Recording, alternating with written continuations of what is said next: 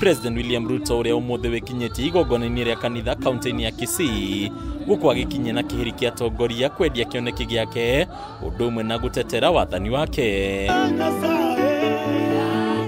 Kuona amwe atongoria ni mambiririe kunyororia ciaraniro ciake makiria iria erega kuheana hindi ya giikaro giake mbere ya bunge cieri. Ruto etetera na kuga ici to ciaraniro indi ni maundu ma gukinyanira thu ciake cia kiuteti ciroreire. Niliona juzi wakati nilitoa taarifa yangu ya State of the Nation Address, vyombo vya habari walikuwa wanahangaika. Wengine wanasema sijui Ruto amesema, sijui wale watu wanafanya kazi affordable housing, sijui ni 450, sijui ni 600,000, sijui ni ngapi, ati numbers are conflicting. Hiyo ni sawa. At least we agree on one thing. Hamukuamini ya kwamba inawezekana. We are now arguing about numbers. Kama ni 400,000 ama ni 600. Hiyo ni sawa. Tuendelee kuongea tu hapo. President anatiga miario yake ya ica ikuhi iria akoretwo akiaria akiuga gutigirira bururi wa Kenya ni wakinyanira na mabururi maria mathiite na mbere ta Singapore.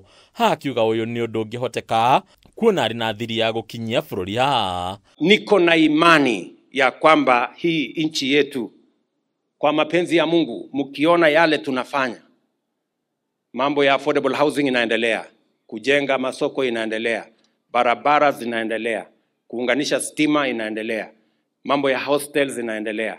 Tunaomba Mungu atusaidie ndio hiyo kazi iendelee.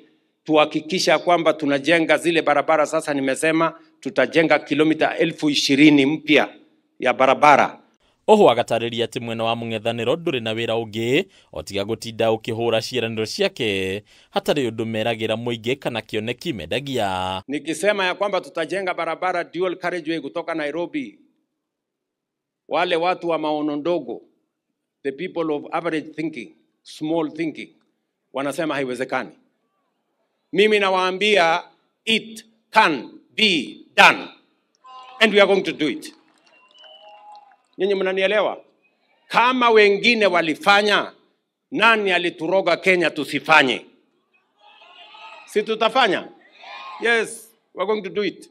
Na kama huna maono ya kufanya, toa jam. Wewe toka, wachana na sisi. Sisi tuko na maono na mpango ya kufanya hiyo kazi. Mwena-ini wake Minister wa Githomo Julius Migos Ogamba ni ateteire uruti wa wira wa ministry yake akiuga ciiko cia wici wa igeranio ni ithiete thi na gikiro kinene hari mwaka uyu. Kuria ningi ugite thirikari ni hariirie ukinyaniria githomo kia aruti aria maraingira grade ya 10 mwaka ukite. We have just finished our KCSE examinations which we finished yesterday. This year we had 3.4 million learners undertaking assessments and examinations.